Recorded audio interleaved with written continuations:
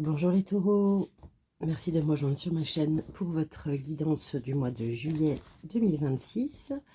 Ce tirage est protégé, tout ce qui est négatif reste en dehors de notre bulle. Gardez votre bon discernement. Cette vidéo ne pourra pas convenir à tout le monde. Allez voir vos signes en ascendant, en lune et en Vénus. Allez, c'est parti pour le tarot. La première carte, c'est votre énergie générale sur le mois de juillet. Ouf, bah dis donc, elle est venue tout de suite.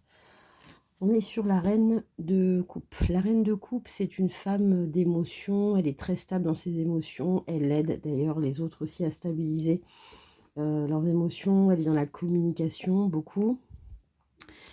C'est une femme de pouvoir, mais de pouvoir très doux. Donc vous allez vous inscrire dans un, comment dirais-je, dans une énergie d'émotion, de sérénité, de discussion. C'est la Saint-Jacques aussi, hein, quelque chose de très spirituel, de très profond. Alors, voilà pour commencer. Ensuite, la deuxième carte, ça va être ce que vous, comment dire, ce que vous voulez retrouver. Votre objectif du mois, ce que vous attendez de ce mois-là. On est sur le 8 de coupe. Bah dis donc, décidément que des coupes. Alors le 8 de coupe, c'est le duo. Vous voyez, les animaux sont en couple. C'est le couple, le duo, l'alliance, le chemin.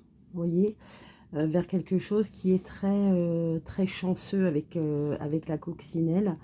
On arrive à la fin de ces émotions. On a en général pas mal travaillé, puisqu'on est en 8, on arrive bientôt au 10. Donc là, on va peut-être plus s'orienter sur un tirage qui va peut-être être sentimental, quoique dans le domaine professionnel, ça peut être un binôme. Hein, quand si vous êtes entrepreneur, ça peut être votre associé aussi. Hein. Ensuite, les facteurs qui vont pouvoir vous aider, les personnes qui vont pouvoir vous aider dans ce sens. On est sur la tempérance. Alors, ce qui va vous aider, c'est le calme, vous retrouver, équilibrer les choses. Vous voyez, elle est très légère, elle est protégée, elle a un oiseau qui est arrivé, un oiseau qui va repartir. C'est de distribuer avec beaucoup de sérénité les choses, le calme. Se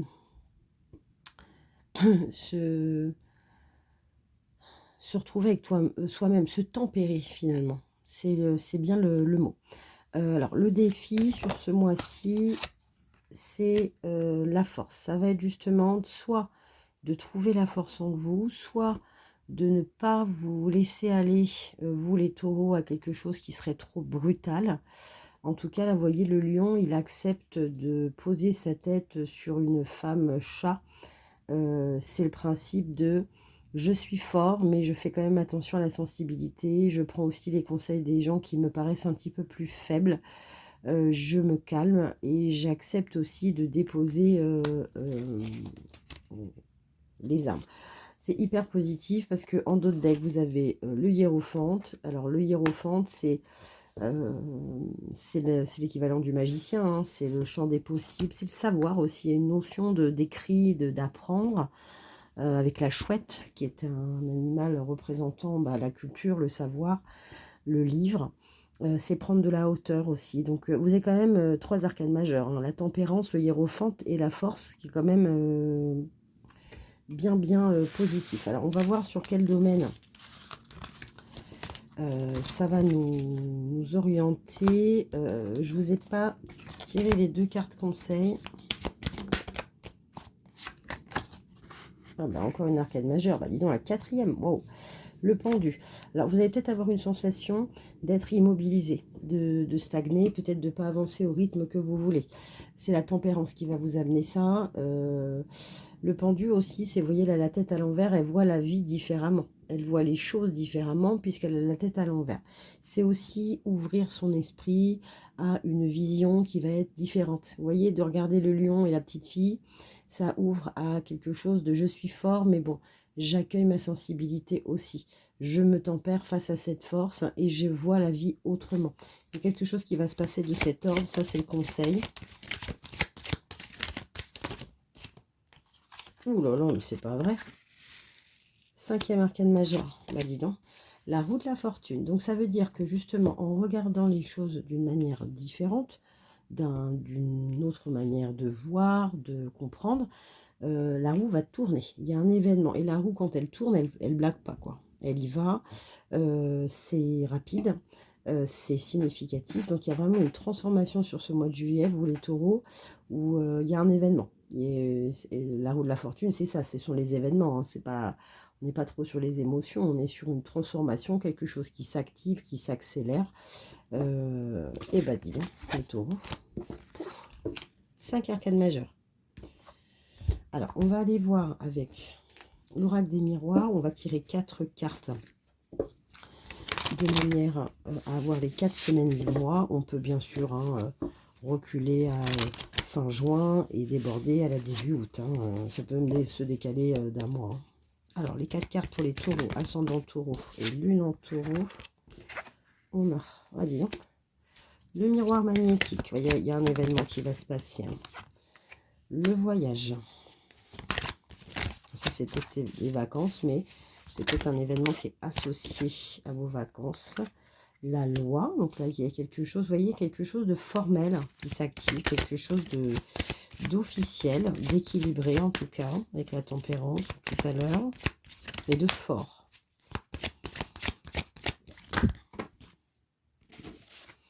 Ah, trop de cartes.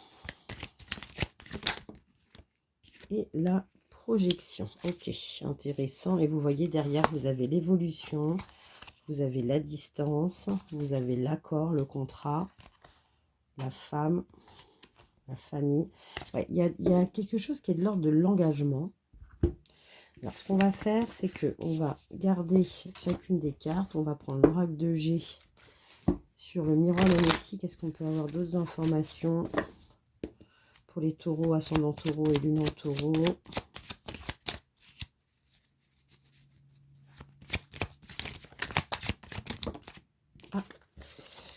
Il y en a 2 qui ont sauté, donc on va les garder. Alors là, on parle d'amour, on parle d'une rencontre qui va être magnétique pour ou avec une femme lors d'un voyage. Il y a un accord qui va être passé. Ok, intéressant. Ou alors là, on parle de miroir magnétique, d'amour et de naissance de cigogne. Donc peut-être ça peut être la naissance d'une relation. En tout cas, l'amour est magnétique, il est passionnel. Pour les célibataires, la rencontre, elle fait pas de débat, quoi. Vous êtes attirés, il y a une notion aussi de passion charnelle aussi. Et ça aboutit sur la naissance de quelque chose. On va demander à Mademoiselle Lenormand une carte complémentaire par rapport à ça. Ouais, c'est le bouquet. Vous avez le cadeau. Alors, il va y avoir des écrits avec l'enveloppe. Il y a un cadeau. Alors, le bouquet aussi, c'est l'invitation, le cadeau, la lettre, la déclaration d'amour aussi, ça peut être ça. Ok. Ok. Alors, qu'est-ce qu'on a sur ce voyage? Il y a une idée de déplacement. Alors, sur ce voyage, on fait attention peut-être au commérage ou aux gens qui épient. Peut-être une femme âgée. Ouais. Peut-être une belle-mère. Quelque chose comme ça. Alors, une autre carte. Ah, il y a encore les cigognes. Vous avez 2 fois la cigogne. Il y a vraiment la naissance. Ah ouais, puis bon, il y a une union. Alors, moi, je dis, le voyage avec tout ça, ça peut parler d'un voyage de noces. La grand-mère, enfin, la femme âgée avec la chauve-souris, ça peut être quelqu'un, une belle-mère, une mère, une cousine, une sœur.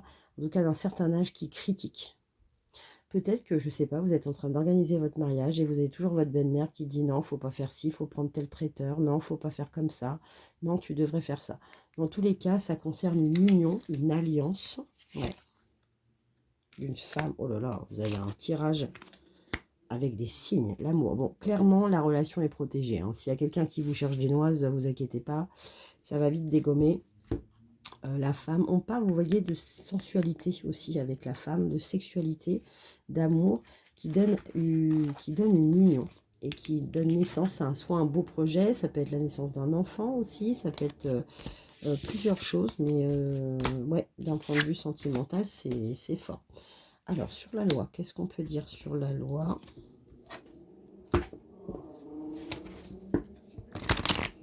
Vous voyez, la loi, ça me fait penser au contrat de mariage. Vous voyez, à l'accord, à l'achat, peut-être immobilier, enfin à quelque chose.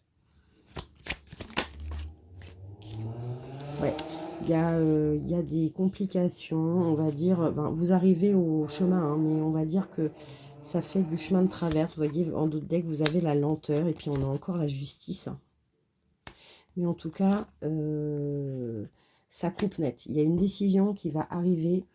Il y a un événement qui va se passer, ça va couper net. Ça va couper net au commérage, ça va couper net aux discussions, ça va équilibrer les choses. C'est un peu lent, mais en tout cas, il y a la mort et puis il y a la transformation. Et on vous dit qu'il faut garder espoir. Et alors, sur la projection c'est se regarder en face. C'est aussi ne pas se voiler la face. Aussi.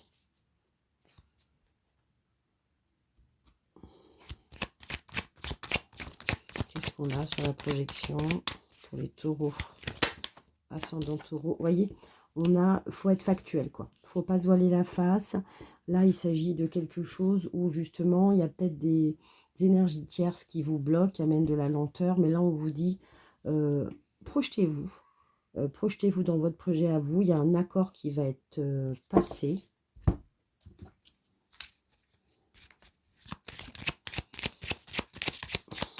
Il va y avoir une entente. S'il y a quelque chose qui bloque, il va y avoir une entente. Voilà, et on a la boussole, l'orientation. On parle aussi de voyage, là, encore une fois. C'est peut-être, je ne sais pas, le choix d'un lieu de voyage de noces. C'est peut-être le choix d'un lieu de vie aussi. C'est possible. C'est peut-être aussi trouver sa voie aussi, hein, si on ne parle pas du domaine professionnel. Alors, on va tirer pour les couples, les célibataires, une carte pour vous. Ensuite, une carte pour votre autre conjoint, femme, mari ou la personne qui vient à vous pour les célibataires ou que vous venez de rencontrer. Allez, une carte pour les taureaux, ascendant taureau et lune en taureau. Elle veut venir, elle en a trop.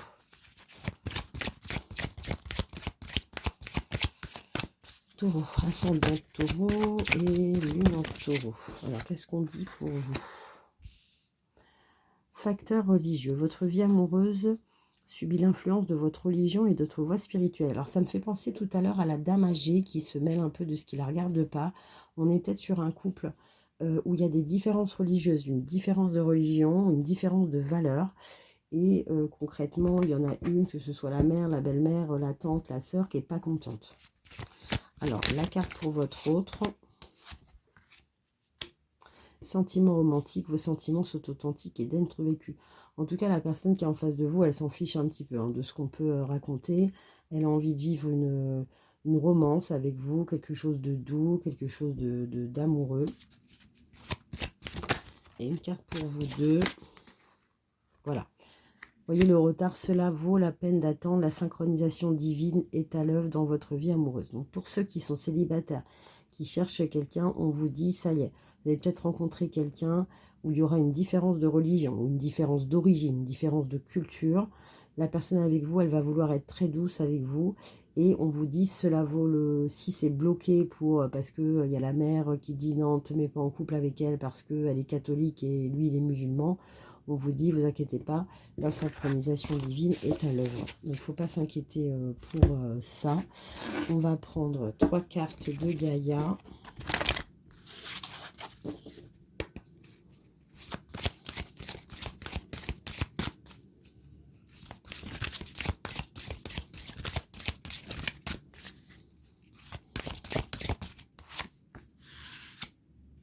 l'arbre du feu, de feu.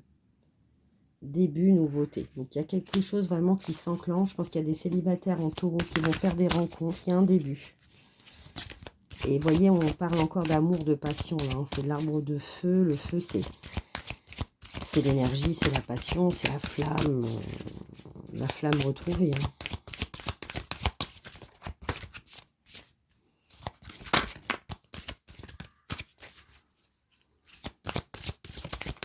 Il n'y a pas l'air d'avoir d'autres messages qui viennent. Je brasse une dernière fois. Ah si, je vais pas aller trop vite. Un amour perdu. Renoncement,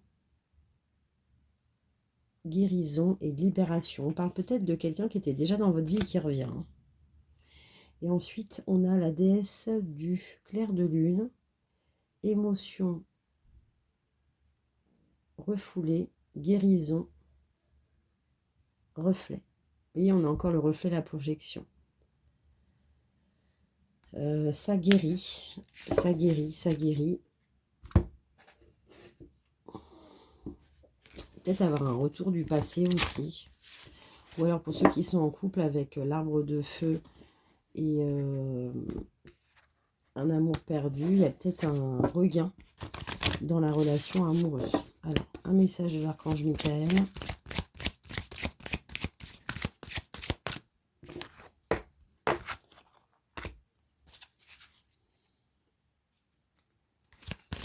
Pour les taureaux, ascendant taureau et lune en taureau.